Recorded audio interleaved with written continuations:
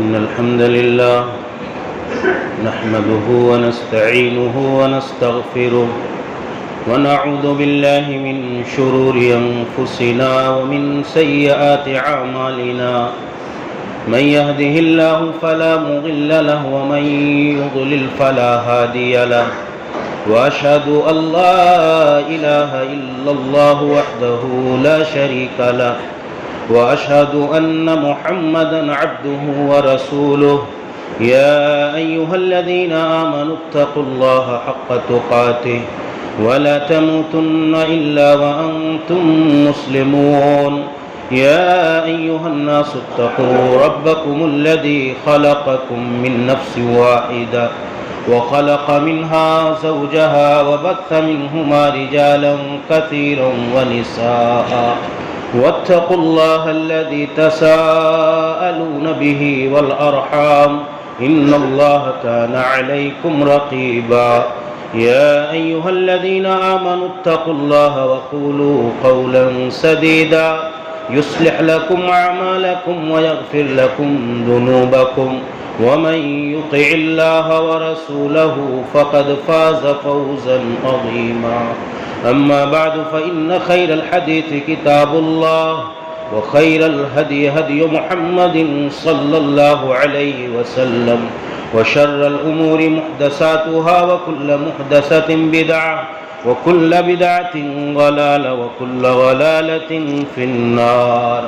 أعوذ بالله السميع العليم من الشيطان الرجيم من همزه ونفخه ونفثه بسم الله الرحمن الرحيم قاف والقرآن المجيد بل عجبوا أن جاءهم منذر منهم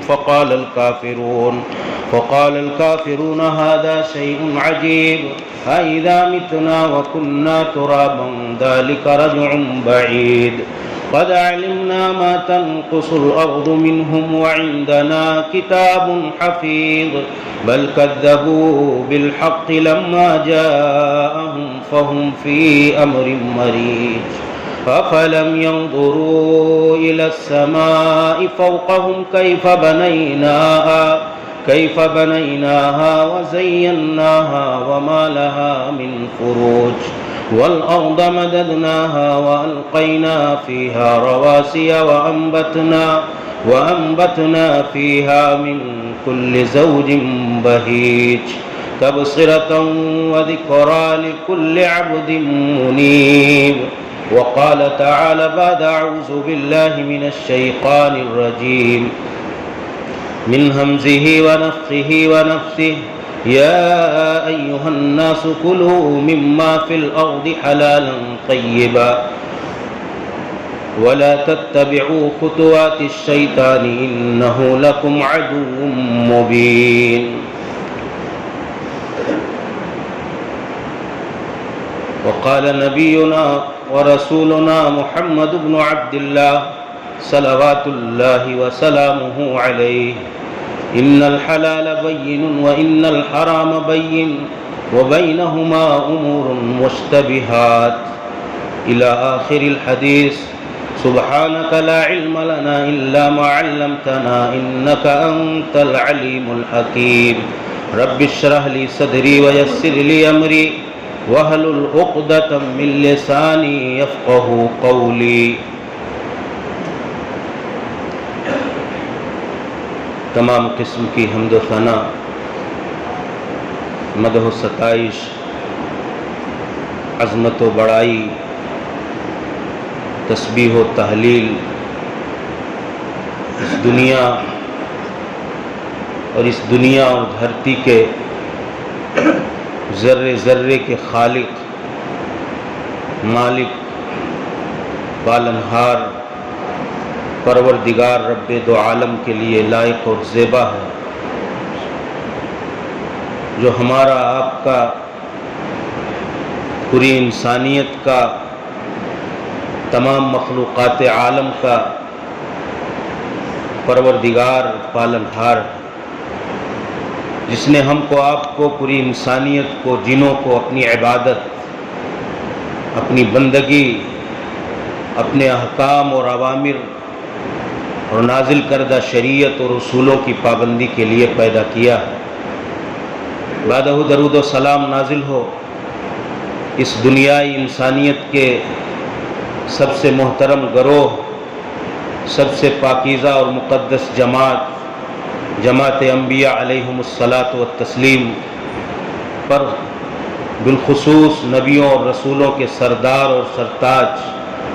سید الاولین والآخرین خاتم الانبیاء والمرسلین جناب محمد عربی صلی اللہ علیہ وسلم پر، آپ کے آل و اصحاب اور ازواج مطہرات اور ان تمام لوگوں پر جنہوں نے آپ کے دین کی، آپ کے لائے ہوئے طریقے اور آپ کی لائی ہوئی شریعت کی پابندی کی، اللہ سب پر رحمتیں، برکتیں اور سعادتیں نازل فرمائے، آمین۔ قابل احترام بزرگان دین، نوجوان ساتھیوں، اسلامی بھائیوں، عزیزوں، گزشتہ خطبہ جمعہ میں رزق حرام کے حوالے سے حرام کمائی، بنیادی طور پر ایک انسان حرام کی طرف کیوں جاتا ہے، اس کے حوالے سے میں نے کچھ اسباب کا تذکرہ کیا تھا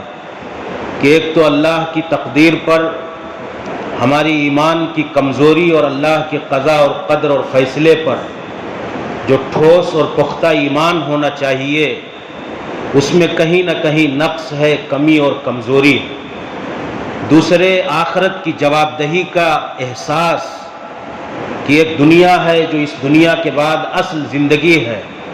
وہاں ہم سے سوال ہوگا، ہم سے اس بات کی بھی باز پرس ہوگی کہ آپ نے مال کمایا کیسے اور خرچ کہاں کیا۔ اسی احساس اور جواب دہی کے فقدان کی بنا پر ہماری زندگیوں میں حلال اور حرام کی تمیز نظر نہیں آتی۔ تیسرے، دنیا کی محبت، دنیا داری اور اس کا غلبہ جو اللہ نے ہمیں اصول دیے، شریعت دی، کتاب و سنت کی روشنی میں دستور حیات اور دستور زندگی اور آئین زندگی کے طور پر ہمیں جینے کا ایک سلیقہ اور شعور دیا، اس سے انحراف اور بغاوت کی وجہ یہ ہے کہ ہم دنیا دار ہو گئے، آخرت کی زندگی جو ہمارے لیے اصل ہے اس دنیا کے عوض میں ہم نے اس کو بھلا دیا۔ یہ ساری بنیادی چیزیں ہیں جن کی بنیاد پر ہماری زندگی میں رسول گرامی صلی اللہ علیہ وسلم کی وہ پیش گوئی کہ آپ نے کہا تھا کہ ایک دور آئے گا، لوگوں کی زندگیوں میں حلال اور حرام کی تمیز ختم ہو جائے گی، انسان اس بات کی پرواہ نہیں کرے گا، اس کی زندگی میں اس بات کی فکر مندی نظر نہیں آئے گی کہ اس کی زندگی میں آنے والا مال آیا یہ حلال کا ہے یا حرام کا ہے۔ یہ بہت سخت چیز ہے، اور انسان اس کی تباہی کا جب شکار ہوتا ہے تو دنیا کے ساتھ ساتھ اس کی آخرت برباد ہو جاتی ہے۔ جو اصل زندگی ہے، دنیا کی زندگی میں انسان اللہ کی بندگی اور طاعت اور اللہ رب العالمین کی خوشنودی اور مرضی کے کام نہیں کر پاتا ہے۔ بنیادی طور پر وہ انسان اللہ کی طاعت اور اس کی بندگی جو ہے حرام کھانے کی بنیاد پر وہ شیطان کے راستے پر چلا جاتا ہے۔ اسی لیے اللہ نے قرآن کریم کی جو آیت میں نے پڑھی، اس آیت کریمہ میں اس بات کا حکم دیا کہ یا ایھا الناس کلوا مما فی الارض حلالا طیبا، کہ اے انسانوں، یہ اللہ کا نظام ہے، یہ ہماری بد نصیبی اور انسانوں کی ہرما نصیبی اور بدبختی ہے کہ اللہ نے، آپ غور کریں گے تو قیامت تک کے اور اس دنیا کے وجود سے لے کر کے جب تک اللہ کے اصول اور اس کی شریعتیں اور ہدایات نازل ہوتی رہیں تو اللہ رب العالمین نے حلال کے دروازوں کو وسیع کر کے رکھا ہے۔ حرام کے جو طریقے ہیں بہت محدود ہیں، لیکن ان حلال طریقوں کو تلاشنے کے بجائے جو اللہ نے بڑے وسیع پیمانے پر رکھا ہے، ہم اس پر کفایت اور قناعت نہیں کر پاتے اور ان کو تلاشنے کی بھی فکر نہیں کرتے اور اس کو چھوڑ کر کے حرام راستوں اور حرام طریقوں کا شکار ہو جاتے ہیں۔ اللہ نے ہمارے لیے قرآن کریم کے اندر سب چیز واضح کر دی۔ رسول گرامی نے کہا ان الحلال بین، حلال واضح ہے، وَإِنَّ الْحَرَامَ بَيِّن، حرام واضح ہے، لیکن ایک بندے کو چاہیے کہ وہ حلال طریقے اپنائے، حرام کے راستے پر جانے کی کوشش نہ کرے، بلکہ یہاں تک ایک مومن کا شعار یہ ہوتا ہے۔ رسول گرامی صلی اللہ علیہ وسلم نے کہا کہ کہ وہ بینہما امور مشتبہات فمن وقع فی الشبہات فقد استبرأ لدینہ وعرضہ. اللہ کے نبی صلی اللہ علیہ وسلم نے کہا کہ ان حلال اور حرام کے درمیان کچھ ایسی چیزیں ہیں جن کے بارے میں شریعت کا کوئی واضح موقف نہیں ہے،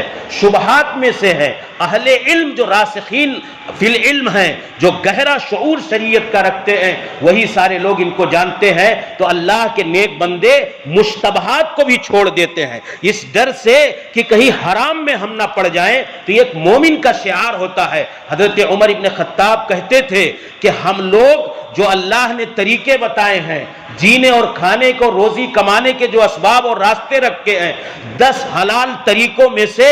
ایک طریقہ اپناتے ہیں. حلال طریقوں میں سے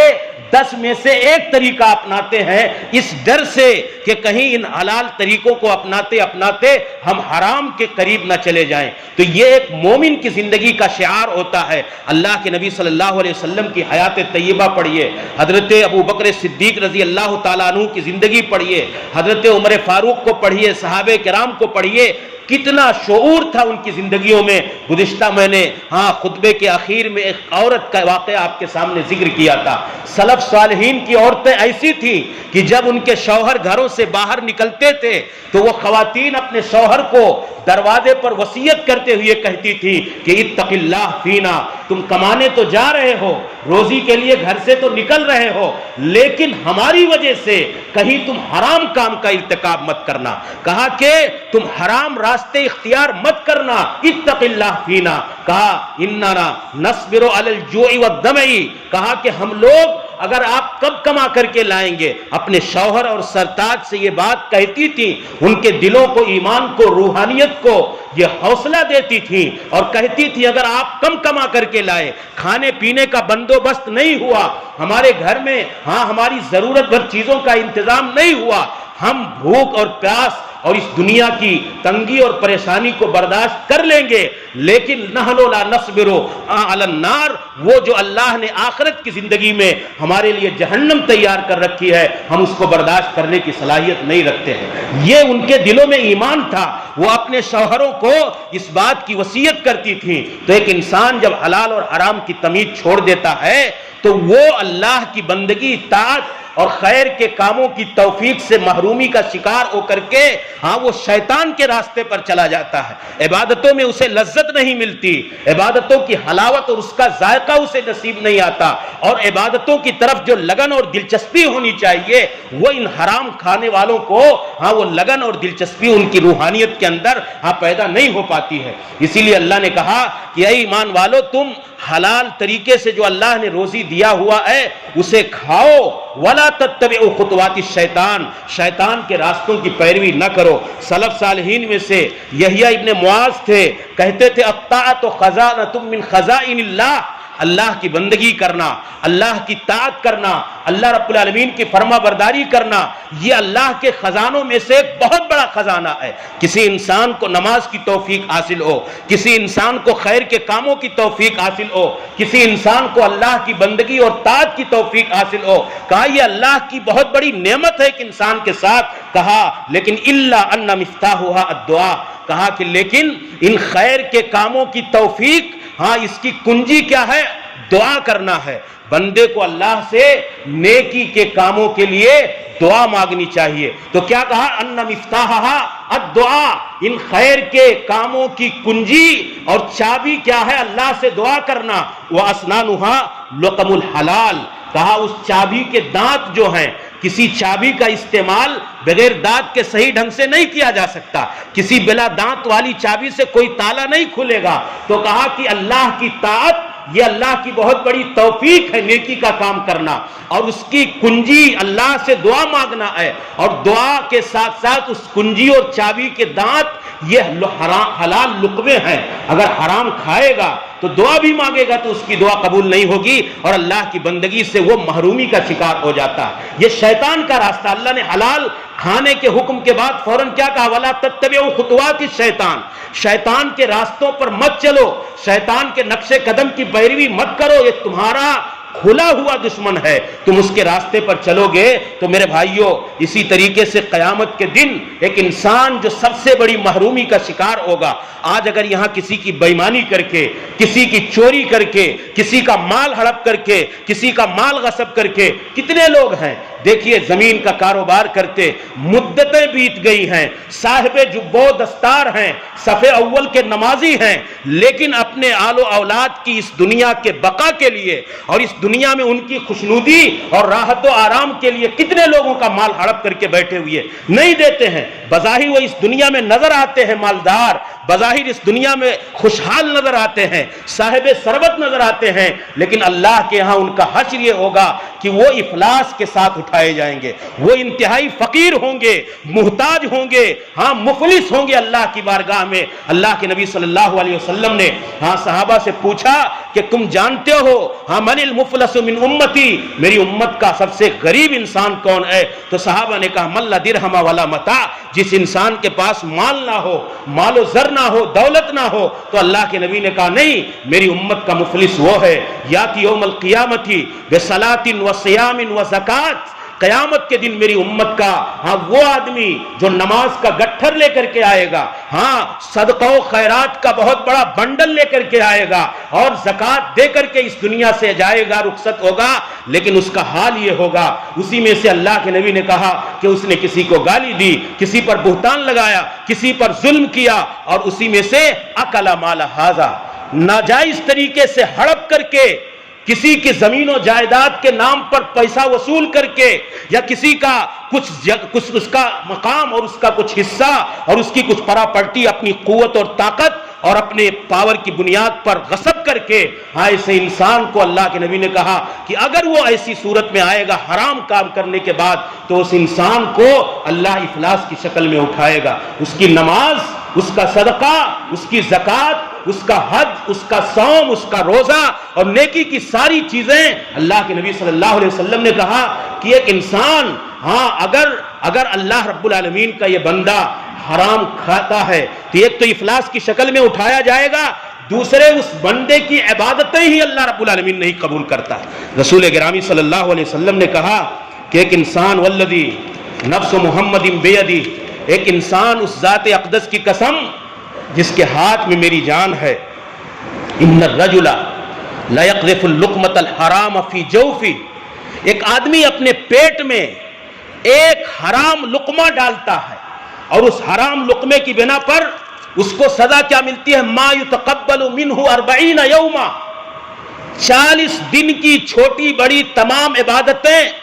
ایک حرام لقمے کی بنیاد پر ربانی بارگاہ میں قبولیت سے محروم ہو جاتی ہے۔ آپ پٹکتے رہیے سجدے میں سے،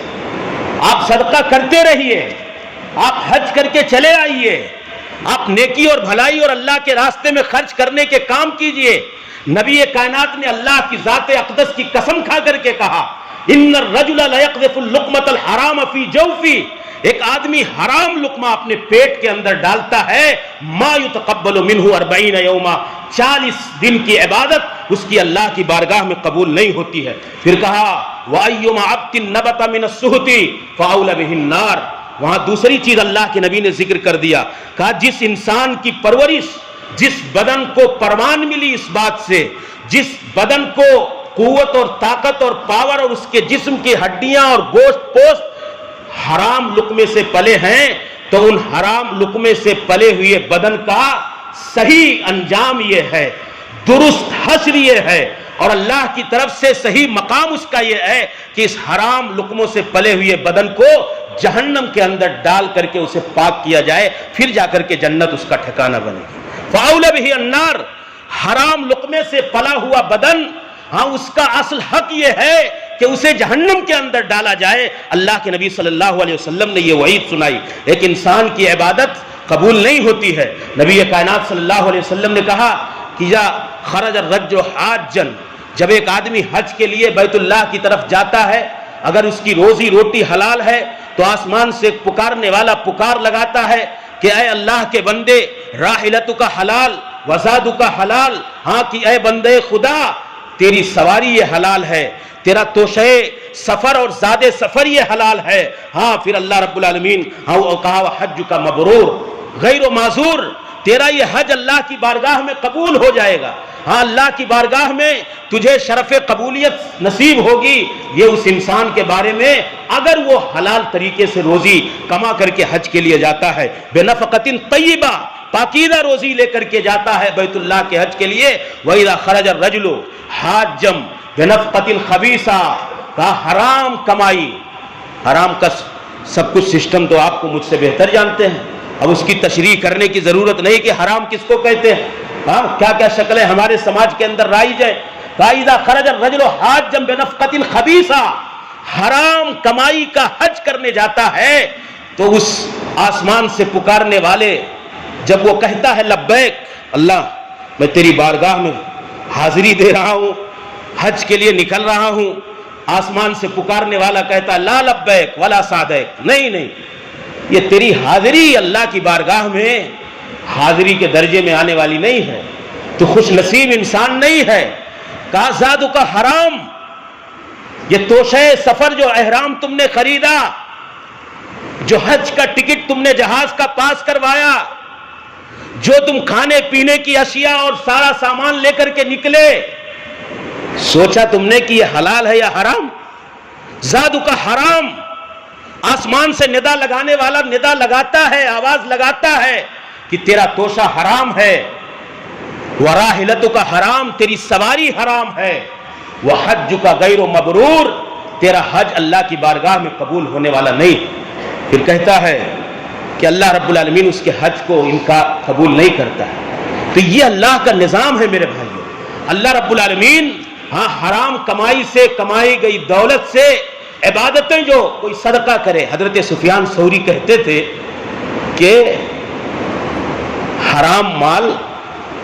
اس کی مثال ایسے ہے جو کوئی نیکی کا کام کرے، کسی ناپاک کپڑے کو پیشاب سے دھلا جائے، کیا فائدہ ہے؟ کسی ناپاک کپڑے کو پیشاب سے صفائی کرنے کے مترادف ہے کسی حرام کام کے ذریعے سے کمائے ہوئے مال سے حلال طریقے سے ہاں حلال کاموں میں اس کا خرچ کرنا. تو اس لیے میرے بھائیوں ہمیں اللہ رب العالمین سے ڈرنا چاہیے. اللہ رب العالمین ہاں بندوں کی عبادتیں قبول نہیں کرتا، اور وہ بندہ جہنم کا مستحق ہے جو حرام طریقے سے کاروبار کرتا ہے. نبی کائنات نے کہا ثلاثۃ لا یکلمہم اللہ یوم القیامہ ولا ينظر الیہم ولا یزکیہم ولہم عذاب علیم. 4 عذاب قیامت کے دن اس شخص کے لیے جن کا ذکر اللہ کے نبی نے حدیث میں کیا. پہلا عذاب یہ ہے کہ بروز قیامت اللہ رب العالمین اپنی نظر رحمت سے نہیں دیکھے گا، کلام نہیں کرے گا اس انسان سے، گفتگو نہیں کرے گا، اللہ نظر رحمت سے نہیں دیکھے گا، تزکیہ نہیں کرے گا، اور اس کے لیے دردناک عذاب ہے. کون لوگ ہیں جو احسان جتاتے ہیں، کچھ دینے کے بعد جو لوگ اپنا ٹخنا پاجامے سے نیچے گگر و غرور میں گھسیٹ کر کے چلتے ہیں. تیسرے آدمی کا جو ذکر کیا المنفق سلعتہ بالحلف القاذب، اپنے سامان کو جھوٹی قسم کھا کر کے بیچنے والا، مکاری کر کے کاروبار کرنے والا، جھوٹ کے ذریعے سے تجارت کرنے والا، قیامت کے دن وہ اللہ کی نظر رحمت سے محروم ہوگا، اللہ کے کلام سے محروم ہوگا، اللہ کے تزکیے سے محروم ہوگا، اور اللہ کے دردناک عذاب کا شکار ہوگا. اللہ نے ایسے شخص کے لیے عذاب تیار کر رکھا ہے. رسول گرامی نے کہا من اقتطع حق امرئ مسلم بالحلف الکاذب او بیمینۃ کاذبہ. مختلف روایتوں میں اللہ کے نبی نے کہا کہ جس نے کسی آدمی کی زمین، کسی آدمی کا مال، کسی آدمی کی کوئی پراپرٹی جائیداد جھوٹی قسم کھا کر کے حرام طریقے سے مقدمہ جیت کر کے پیسہ دے کر کے گواہ کھڑے کر کے اپنی طاقت اور قوت کے نشے میں اور اس کے ظلم اور جبر کا شکار کر کے کسی نے کسی کا کوئی مال ہڑپ کر لیا ناجائز طریقے سے، تو فقد اوجب اللہ لہ النار، کیا کیا اللہ نے؟ جہنم اس کے لیے واجب کر دیا. وحرم علیہ الجنہ، 2 سزائیں، اللہ نے اس کے لیے جنت حرام کر دی اور جہنم کو واجب کر دیا. صحابہ نے کہا اللہ کے نبی وَإِنْ كَانَ قَضِيبًا مِنْ عَرَاقٍ، پیلو کے ایک مسواک ہو تو بھی اگر کوئی بےمانی کر لے کسی کا تو بھی اللہ اس کے لیے جنت کو حرام کر دے گا, جہنم اس کے لیے واجب کر دے گا. کہا وَإِن كَانَ قَضِيبًا مِّنْ عَرَاقٍ, کہا اگر پیلو کا ایک مسواک ہو, معمولی سی چیز مثال کے طور پر ذکر کرنا مقصد تھا, ایک انسان کسی کا ناجائز طریقے سے ہڑپ کر لے تو جھوٹی قسم کھا کر کے لے لے. کچھ بے ایمان گواہوں کو جو پیسے پر بکتے ہیں سماج کے اندر, اب تو اتنی قیمت سستی ہو گئی ہے گواہی کی بھی کہ چاہ پہ بھی لوگ گواہی دینے کے لیے تیار ہو جاتے ہیں, اتنے سماج میں گھٹیا اور گرے ہوئے لوگ ہیں. ہاں تو کہا یہ ساری شکلیں ہیں. کسی کو گواہ کھڑا کر لیجئے چائے پلا کر کے, کچھ پیسہ دے کر کے, اس کی کمزور نسوں کو پکڑ کر کے, اور پھر آپ کسی کا مال اپنے حصے میں کروا لیجئے, تو نتیجہ یہاں تو اچھا لگے گا, فارچونر گاڑی چلے گی, انووا بہت ہی وی آئی پی گاڑی سے آپ چل لیں گے, لیکن دنیا کے اندر تو انجام بڑا بہتر ہے, آخرت کا حشر بڑا سنگین ہے. جنت سے محرومی اور جہنم کا وجوب, اس دنیا کی آگ کے 70 گنا زائد تیز آگ میں جلنا ہوگا. یہ تباہیاں ہیں, یہ حرام روزی کی تباہیاں ہیں بندے کو, اور انسان کی دعا اللہ کی عبادت نہیں قبول ہوتی, اور اللہ کی بارگاہ میں اس کی دعا بڑی عام حدیث آپ نے بارہا سنا ہوگا. ایک مسافر چلتا ہے, سفر کے سارے آثار دکھائی دے رہے ہیں, پریشانی اور تنگیوں کے عالم میں اللہ سے یمد یدیہ الی السماء, آسمان کی طرف اٹھا کر کے اللہ سے روتا اور گڑ گڑاتا ہے, لیکن اللہ اس کی دعا کے بارے میں کہتا ہے کہ وَمَطْعَمُهُ حرام وَمَلْبَسُهُ حرام وَغُذِّيَ بِالْحَرام, اس انسان کا کپڑا جو اس کے بدن کے اوپر ہے یہ حرام کا ہے, اس انسان کے جسم کی جو ساخت اور بناوٹ ہے,